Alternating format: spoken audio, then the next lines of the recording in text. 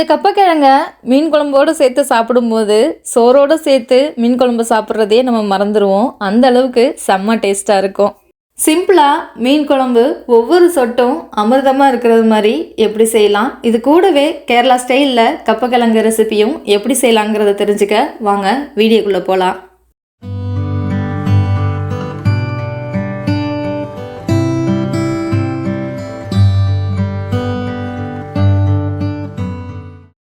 இந்த கிழங்கு மரவள்ளி கிழங்கு, குச்சி கிழங்கு, கப்பக்கிழங்குன்னு நிறைய பேரில் சொல்லுவாங்க. தோலை சீவிட்டு நடுவில் உள்ள நரம்பை எடுத்துட்டு கட் பண்ணி எடுத்து வச்சுக்கோங்க. மரவள்ளி கிழங்கு 1/2 கிலோ அளவுக்கு கட் பண்ணி எடுத்து வச்சுருக்கேன். அதுக்கு தேவையான அளவு தண்ணி சேர்த்துட்டு உப்பு சேர்த்து மரவள்ளி கிழங்கை வேக வச்சு எடுத்துக்கலாம்.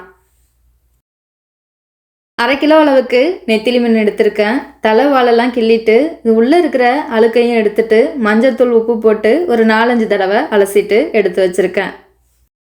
இந்த மீன் குழம்பு செய்கிறதுக்கு 25 கிராம் அளவுக்கு புளியை ஒரு 15 நிமிஷத்துக்கு முன்னாடியே ஊற வச்சு எடுத்து வச்சுருக்கேன். இதில் சக்கை எதுவும் இல்லாமல் கரைச்சி எடுத்துக்கலாம். சக்கை எதுவும் இல்லாமல் புளி தண்ணியை கரைச்சி எடுத்தாச்சு. இதில் எக்ஸ்ட்ரா நம்ம தண்ணி எதுவும் சேர்க்க போகிறதில்ல. இது கூடவே 2 பழுத்த தக்காளியை சேர்த்து கரைச்சி எடுத்து வச்சுக்கோங்க.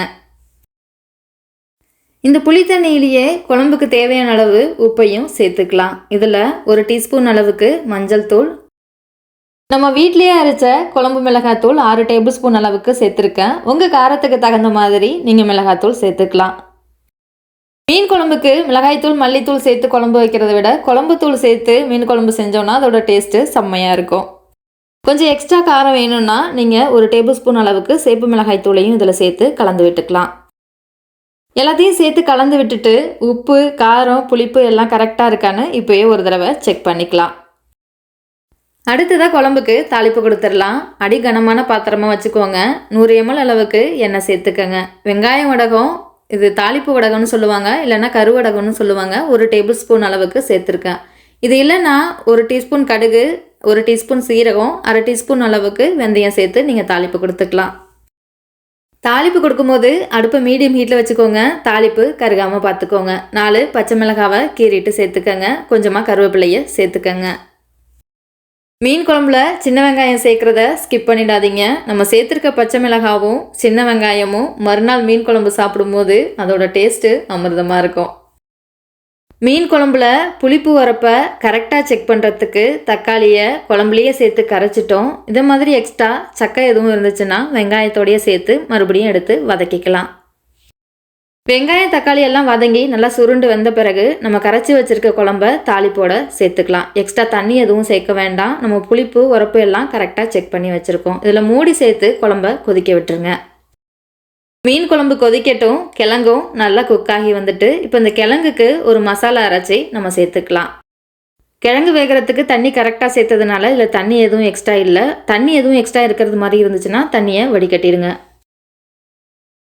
மசாலாவுக்கு மிக்சி ஜாரில் 1/4 கப் அளவு துருவன தேங்காய் சேர்த்துக்கோங்க. இது கூடவே கொஞ்சமாக கருவேப்பிலை சேர்த்துக்கோங்க. காரத்துக்கு ஒரு பச்சை மிளகாவை சேர்த்துக்கோங்க. இது கூட 2 சின்ன வெங்காயம், 2 பூண்டு பல், இது கூடவே தோல் சீவிட்டு 2 சின்ன துண்டு இஞ்சியும் சேர்த்துக்கலாம். அடுத்ததாக 1 டீஸ்பூன் அளவுக்கு சீரகம், 1 டீஸ்பூன் அளவுக்கு மஞ்சத்தூளையும் சேர்த்துக்கலாம். கிழங்குக்கு தேவையான உப்பு சேர்த்துட்டோம். இந்த மசாலாவுக்கு தேவையான உப்பு சேர்த்துக்கோங்க. 1 டீஸ்பூன் அளவுக்கு சேப்பு மிளகாய் தூள் சேர்த்துட்டு இந்த மசாலாவை பல்ஸ் மோடில் கொரப்பாக இந்த மாதிரி அரைச்சி எடுத்துக்கோங்க.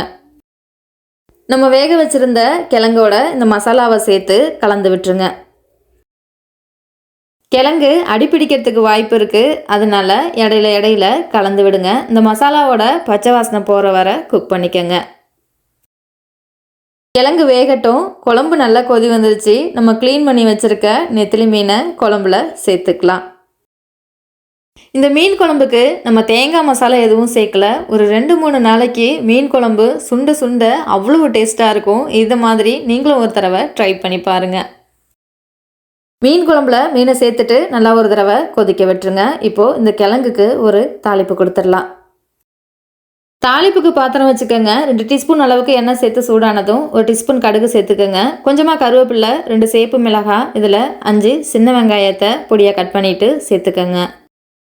வெங்காயம் சேர்த்து லேசாக வதக்கி விட்டுட்டு தாளிப்பு ரெடியானதும் கிழங்கோட சேர்த்துருங்க. தாளிப்பு சேர்த்து கலந்து விட்டுருங்க. ஃபைனலாக கொஞ்சமாக கொத்தமல்லி தூவினீங்கன்னா கிழங்கு ரெடி ஆயிடுச்சு. மீன் குழம்பும் கொதிச்சு வந்துருச்சு. மீனும் பர்ஃபெக்டாக குக் ஆகி வந்துருச்சு. ஃபைனலாக கொஞ்சமாக கருவேப்பிலை இலையை தூவி விட்டுருங்க. இந்த நெத்திலி மீன் குழம்ப கப்பக்கிழங்கோட சேர்த்து சாப்பிட்டு பாருங்கள், அமிர்தமாக இருக்கும். இதே மாதிரியே நீங்களும் ட்ரை பண்ணிவிட்டு எப்படி வந்துச்சுன்னு கமெண்ட்டில் சொல்லுங்கள். வீடியோ பிடிச்சிருந்தா வீடியோக்கு ஒரு லைக் பண்ணுங்கள். வீடியோவை ஃப்ரெண்ட்ஸ் அண்ட் ஃபேமிலிக்கு ஷேர் பண்ணுங்கள். Healthy and simple recipe के subscribe Samayal Dresses.